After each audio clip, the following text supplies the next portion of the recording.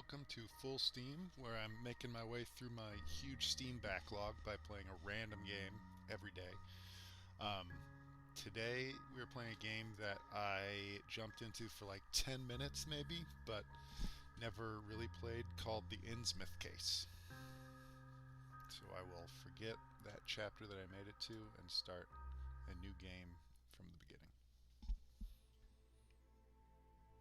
Your progress in the story will be saved at the end of each chapter. There are 35 chapters in total. At the end of a chapter, the screen fades to black and a green save icon appears in the bottom right of the screen.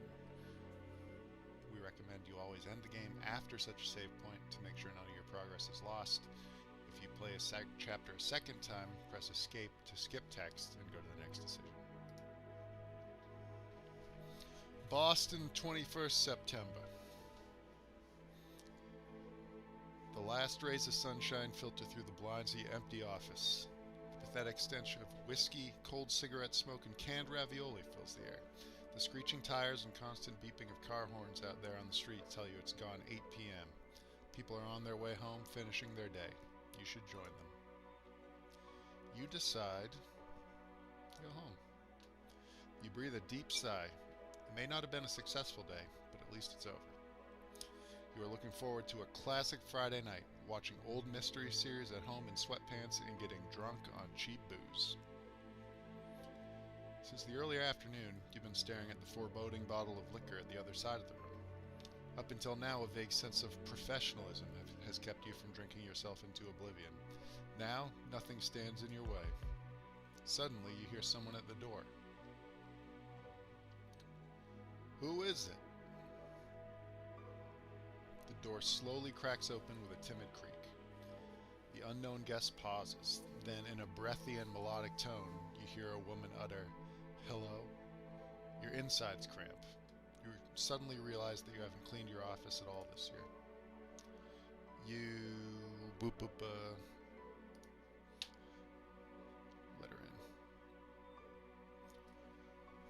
By the light of the desk lamp, you now see more than a silhouette. A breathtaking woman lights up your office. No doubt older than 40, maybe even 50. Hard to say. Clad in black, a skin-tight dress culminating in a décolleté that seems to defy the laws of gravity. A smoky eyeshadow, as dark as algae washed ashore, blonde, coiffed, wavy hair under a dark beret. The faint light of the setting sun catches in the strands of her hair, and you wonder how many heads this woman must have turned during her prime. She's completely different from your usual customers. Nervous bankers with sweat stains under their armpits, convinced their wives there's something going on with the mailman. Every move she makes is calculated grace. Smooth as an eel, she walks towards you and sits down on the corner of your desk. Which is a little bold. Which makes you blush. Just a little bold without asking you first, but as a professional, you're not giving anything away. She seems to want to play the seductive damsel in distress. The quiet, amused voice of your subconscious is pleased that this stranger may be sharing your enthusiasm for film noir cliches. A far louder voice is surprised that this woman seems to think that a sexy pose and revealing clothes could win you over. Both voices agree they don't like being manipulated. You don't think that the stranger perched on your table is trying to recover from a hard working day as a lingerie model, and therefore you see no logical reason for her behavior. When she begins to speak, her voice is smoky and full of promise. "My name is Dahlia Marsh. I'm looking for a private investigator. I was told you're one of the best."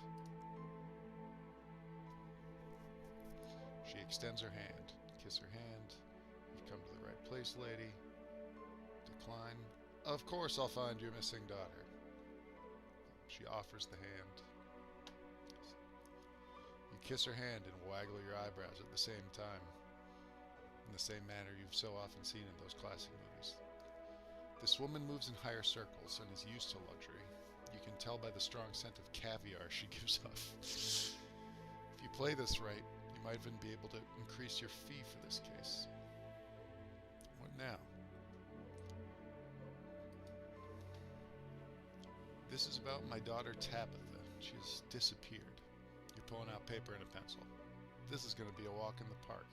A walk in the kidnapped kids park. Well, when'd you last see her and where? The woman puts on a fake smile. We live in Innsmouth. It's a small port town north of Arkham. You frown. This is a bit vague. What was your child doing when you last saw her? What hobbies does she have? Oh, you know, kids stuff. They just run around and play with their yo-yos, that sort of thing. Dahlia nervously combs her hands through her hair. Not exactly sure when this is taking place. It said September, but not a year, right? It's definitely not Lovecraft times, because talk about going home and watching mysteries in sweatpants. Yo-yos. Hold on, yo-yos? Ring ring, can you hear that? It's the 90s calling and they want their outdated toys back. Dahlia blushes. Normally you'd find this quite attractive, but the case of a missing girl beckons and you're utterly unconvinced by the way this woman pretends to be a mother. Let her spill the beans. This lady probably won't win Mother of the Year award, but that's not your problem. At least she seems to have money. To profit from it, you should probably go easy on her.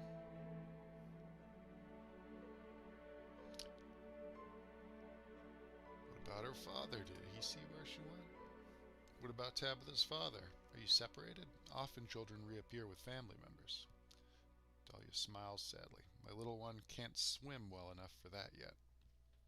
Your pen remains in the same spot on the notepad. What was that supposed to mean?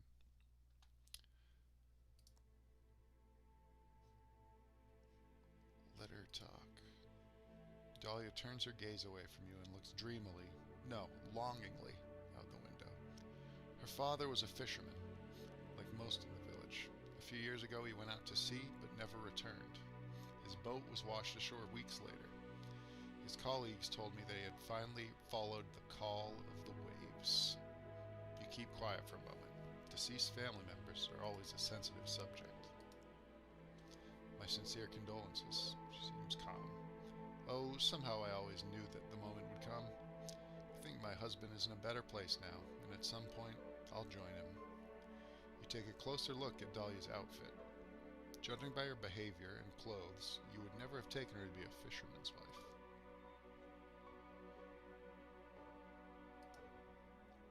Forgive me for asking, but what do you do for a living?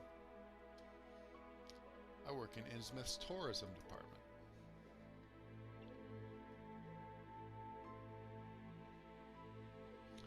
You don't seem like someone who's handing out holiday brochures. Dahlia stares daggers at you, poison-soaked, stabby daggers. What are you saying? She squeezes out between tightly clenched teeth. Take it easy. I'm just saying that a woman like you of high standing, that they're, it's up to you to talk your way out of this, while Dahlia stares daggers at you. I mean, excuse me, I really didn't mean to insult you. Your visitor rolls her eyes and make a dismissive gesture. Whew. The noose that had wound around your neck begins to loosen. Dahlia nervously combs her hands through her hair. Does your daughter have any friends she might be staying with? Classmates, sports club members, anything like that? Dahlia silently shakes her head. Very strange. You're about to ask if the girl at least had imaginary friends, but you hold back. What's your daughter look like? She's only 8 and the sweetest girl you can imagine. She's been missing without a trace since last week. None of her schoolmates have seen her, and no one knows where she might have gone. She hands you a photo. Look, this is my little munchkin.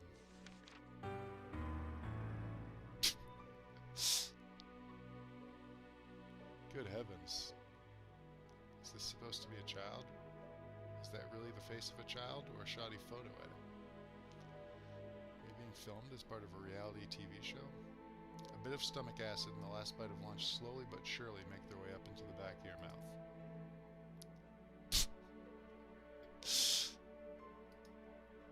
With narrow eyes, you swallow the bile and involuntarily pull a face. Dahlia continues to look at you hopefully. She obviously didn't notice your little mishap. Well, that was close and could have been unpleasant. I'm so desperate.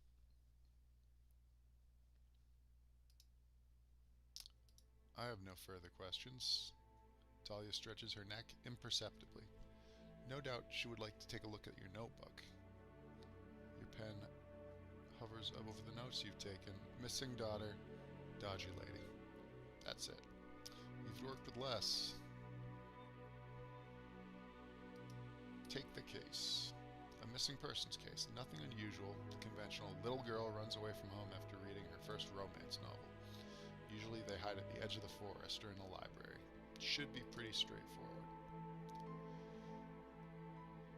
Before you can say anything, she drops a photo of the child and a roll of bills on your desk for your expenses. You nod slowly, trying not to drool down the front of your shirt. You haven't seen this much money in ages. You don't have much time to prepare. A quick search reveals that only one bus goes to Innsmouth, and only once a day. A pattern emerges in your research. The few news items related to this little coastal town are all about missing persons. In addition, you find some rather old-fashioned articles that praise the coastal town as a secret holiday destination. The best fish, untouched beach promenade, authentic fishing people, the recurring buzzwords. Dahlia has given you the address at which you're supposed to drop off her daughter as soon as you find her. She also wrote down her phone number on the child's photo. You take another look at the picture before you pack your things. I mean, she doesn't look too crazy. Hitchhiking.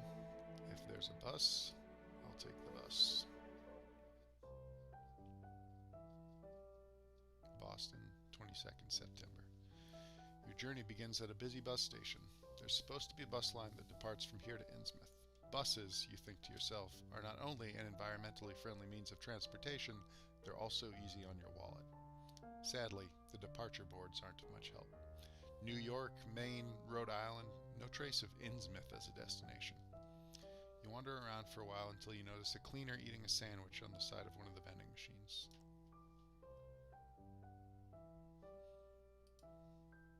Excuse me, where can I find the bus to Inns?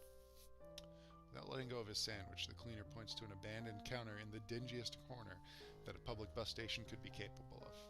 The man gives you a nod, indicating that anything that can be said has indeed been said. You find that the counter is elaborately decorated with cobwebs. It's a bit early for Halloween preparations, but at least somebody's made an effort. At the moment, nobody seems to be there. You press your face against the plastic window to peer into the room behind. Hello? Hello, is anyone there? I have to go to Innsmouth. No one there. Suddenly, out of nowhere, a bus ticket appears on the counter. Might the trip be free? Just take the ticket. Yoink! In all likelihood, the ticket was already on the counter and you simply hadn't noticed it before. Someone must have paid and just left it there. This is what you tell yourself while you're looking for the departure gate with the ticket in your hand. Where's this bus hiding? In between the polished greyhounds and travelers stowing their luggage, saying goodbye and dropping tiredly into their seats, there's a kind of dumpster. A dumpster with windows and wheels? No, it's actually a bus. It's a bit on the rusty side, and even from a distance you sense the strange smell it emits. Is that sulfur? You're not convinced how this thing is supposed to drive.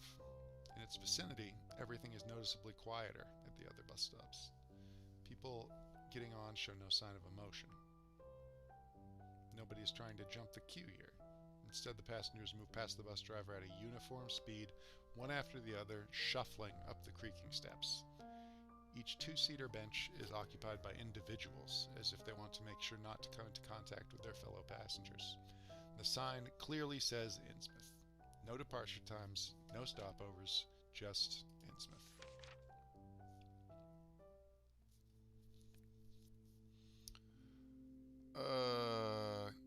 Is this the right bus? You stop. The passengers behind you wait patiently. It's impossible to make eye contact with the driver. He stares rigidly at his steering wheel. After all, he seems to be a focused driver. Excuse me, sir? No reaction. You look over your shoulder and still the people in line behind you remain calm. You got this ticket. You hand the driver the ticket. No reaction. At least you can make out a reaction. The lighting's poor and the shadow of his dusty driver's cap covers almost his entire face. You notice something strange on his neck, but you can't quite make out what it might be. You're standing in the door, waiting for an okay, a nod, anything. The sulfur odor has increased. A line has formed behind you, but no one's pushing or complaining. All right. You shuffle sideways through the center aisle. You don't remember the bus looking this long from the outside. You're surrounded by shabby two-seater benches, and some are already occupied. One traveler per row. The last bench is free. Looks like the upholstery's torn in some places, though, or has it been slit open? You can see springs with sharp wire edges, and some sticky liquid seems to have leaked onto the floor. Why didn't you just sit down in one of the free rows? Here in the back, almost everything is occupied. Most of the passengers seem to have purposefully sat down in the aisle seats, blocking off the window seats. Maybe this is an opportunity to get a little closer to the common Innsmouth visitor? I would never do this in real life. Sit down next to a stranger on the bus. But as a nonconformist, you join one of the passengers in a double seat. Since only one man was so considerate as to sit at the window, your options are limited anyway. As far as you can tell, the man is a haggard figure with barely any luggage. The hood of his gray jumper pulled far onto his face, the man looks out onto the street as if something very important is happening there that requires his attention. Is this seat taken? You ask politely. He turns his head and gives you a brief once-over. Without saying a word, he turns away again. Alright, I guess that's a no, or a yes. That wasn't a no either. You sit down and regret it instantly. The smell of sulfur is now overpowered by something else. Something that smells like it's been in the sun for too long. You're trying to catch a glimpse of what's under that hoodie. Does this person have a genetic defect? Is he malnourished? You're not sure exactly where the problem might be, but you're trying to stay professional. I don't think he's going to talk back. Do small talk about veganism. Look the passenger over. Play the tourist. You clear your throat before you speak. Twitching and with a slight tremor, the man turns to you. Excuse me, I'm visiting Innsmouth for the first time. Do you happen to come from there? A twitch is all you get. Maybe you should get right to the point.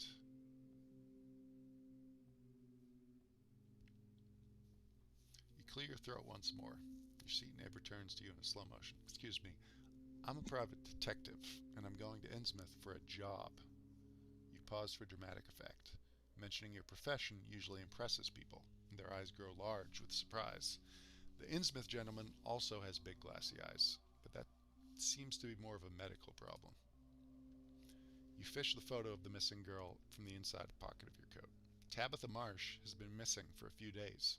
I think she may be hiding with friends. Have you seen her? He looks at the Polaroid photo, then slowly shakes his head. Dead end. You put the photo back in the inside pocket of your jacket. The small talk has been gruelingly slow, so you decide to let it go.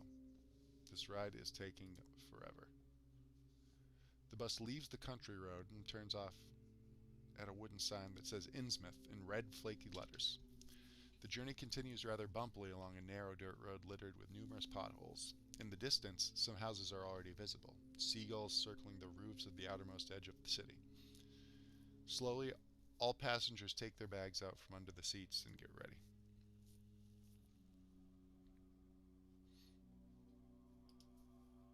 You lean into the aisle and look past the bus driver to the path that still lies ahead of you.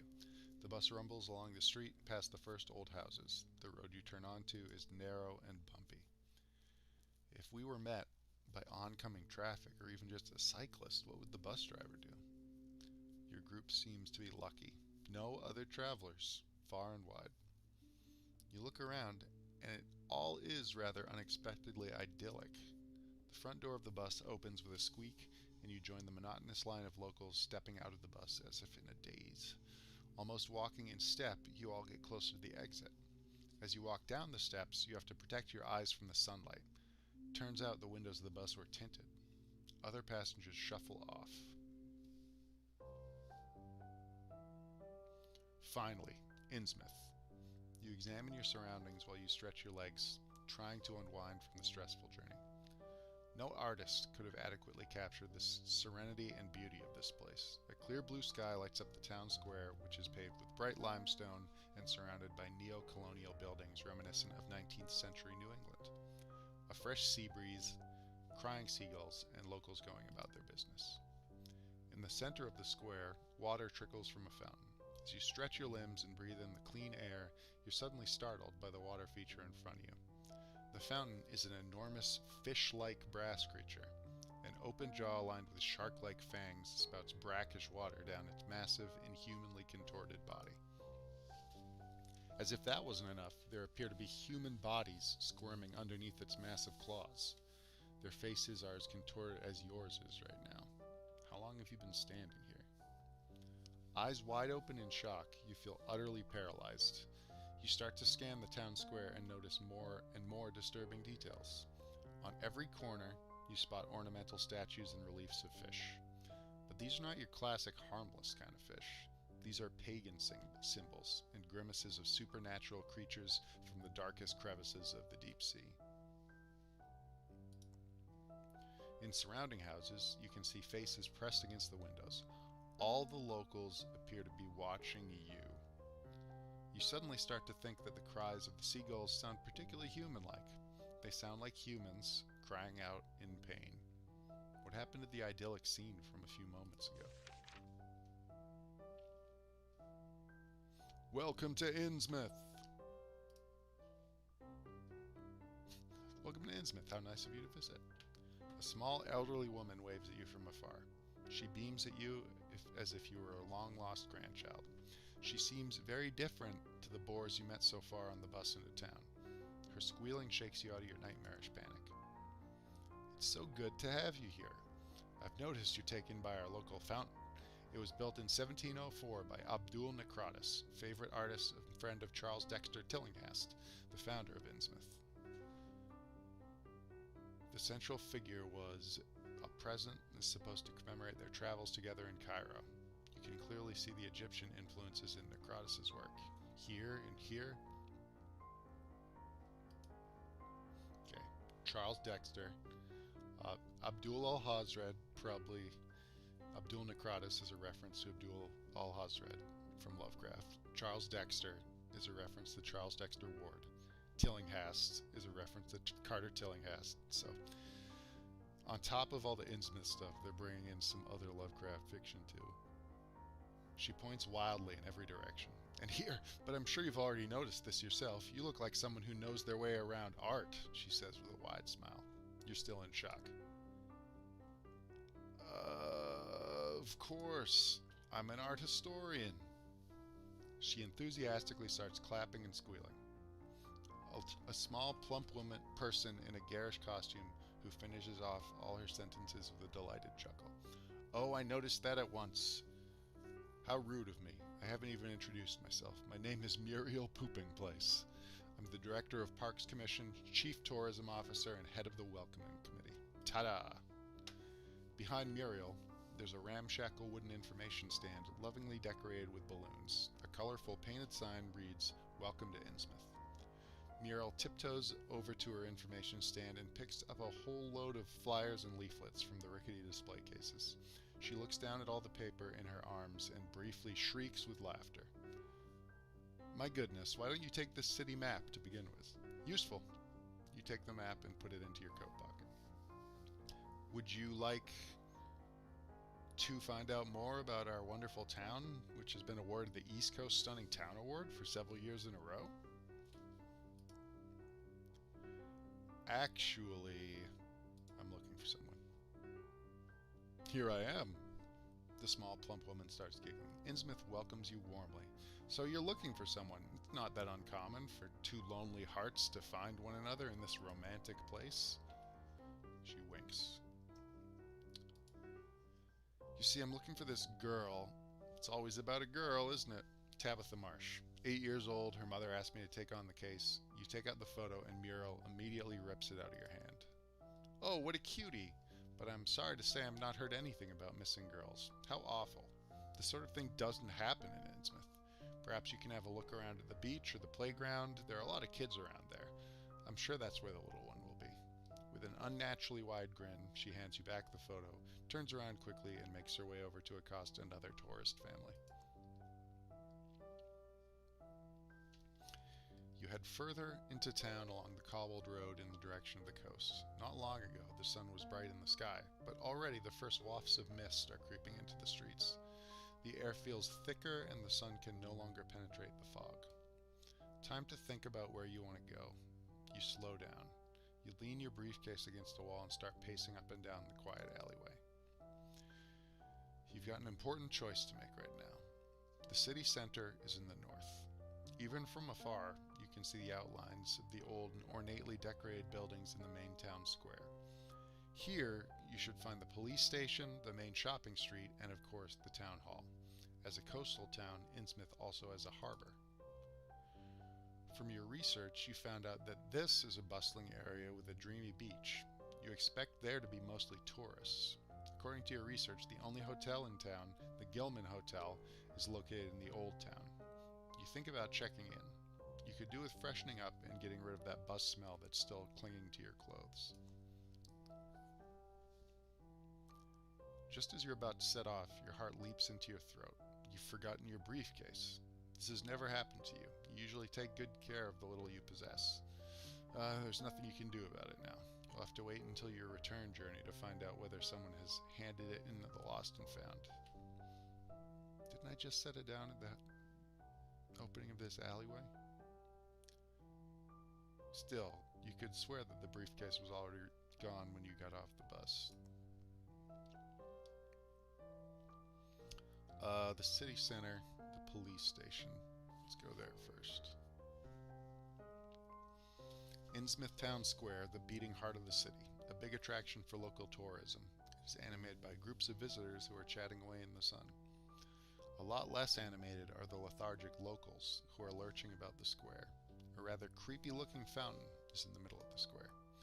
A gigantic fish-like stone statue stretches its claws towards the sky, with water flowing out its menacing jaw. The water sprays into the air, providing a refreshing breeze to the tourists sitting around the edge of the fountain. Looking at it closely now, it all rather looks like a giant drooling fish monster. The square is surrounded by handsome old buildings, although the side streets reveal the true Innsmouth. Crumbling facades, just far enough away that the average tourist doesn't notice them immediately. You also notice the mean grimaces of gargoyles sternly looking down onto the visitors from the corners of their buildings. You make a mental note to block out the Innsmouth architecture in the future. At first glance, you can see the town hall and a police station behind the fountain. There should be a few more public facilities nearby, but you don't notice anything right away. Go to the police station. You enter the precinct and find yourself in a small foyer. A counter separates visitors from the actual office of police officers on duty. It's standard practice observed even in a cranky little town like Innsmouth. A chilly, not particularly inviting old building with only a single narrow window in the northernmost wall. The room is bathed in a yellowish light, but rather than a warming glow, it's much more like warm sick. Yellowed paper is about to come loose from the walls, probably a process that has been ongoing for years, and the exciting finale of which you can witness today. Almost every one of the poisonous green tiles on the floor has cracks or other small damage. A policeman is at the reception desk duty. He looks at you through dull eyes. The police station gives off the same lethargic vibe that you've come to expect from Innsmouth by now. But who knows? Maybe they can help you anyway. Okay, get down to the point. The life of a little girl's in danger. The wooden floorboards creak under your shoes as you approach the cop. They sound like moaning of an audience somewhere in the distance, commenting on a display of epic stupidity. The cop on duty has been watching you intently ever since you entered the room. He clears his throat before talking to you. So you want to file a missing person report? Why would you assume that? The cop seems really surprised. Well, it's just that most tourists... He stops himself mid-sentence. All of a sudden, the papers in front of him have become super important, and he starts making neat piles that are perfectly perpendicular to the pen and ruler. It's pure zen to behold. When he's done, he returns his attention to you. What do you want? there's so many people reported missing here. He stares at his newly arranged desk and adjusts the objects even more. Only an electron microscope could now show any inaccuracies still present in this arrangement. Then, all of a sudden, the cop gets up, murmurs lunch break, and disappears into the back office. Question time appears to be over. I'll just take a peek at his papers. Quick look to the left and right, no one in sight. You grasp this opportunity to inspect the desk. You notice your heart beating loudly in your chest. You start rooting through the cop's papers, but sadly you can't find anything apart from crossed out tic-tac-toe games and amateur doodles. A worrying amount of people are strung up on gallows. He's definitely not made any recent notes that you'd consider useful. Why did this man have 18 cucumbers on his shopping list? Disappointed, you step away from the desk. You keep looking around. Initially, upon inspection, the foyer doesn't reveal anything new. Behind the entrance door, in a blind spot, you notice a yellow poster with the slogan, "Bouncer the police dog says, paws off the drugs." Underneath, there's a faded drawing of a dog riding a unicorn over a rainbow. You can't help thinking that the poster has a contradictory message. You look up to the ceiling and notice a CCTV camera you hadn't spotted when you entered the station.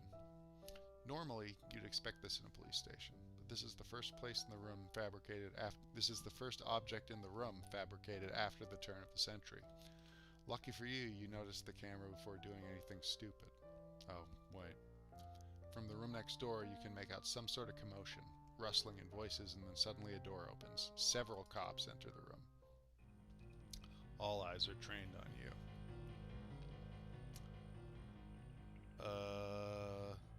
Run. A little too late, you realize that this is all incredibly hard to explain. Without a moment's hesitation, you beat it. You wrench open the heavy door and run across the town square. A few locals and tourists look at you, surprised, but no one wants to get involved in whatever just happened. You run around the fountain and slow down a little so as to look a little less suspicious.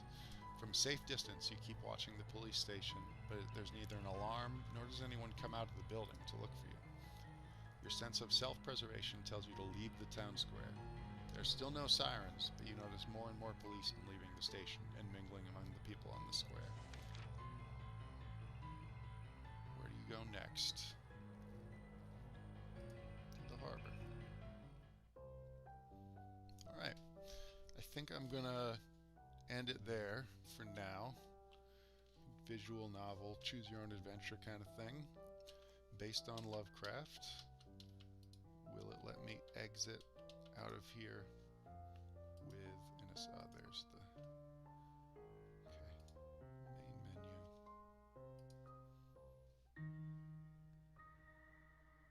So that is the Innsmouth Case. Come back to find out what random game the dice decide I'll be playing tomorrow to get through my whole Steam library. Bye!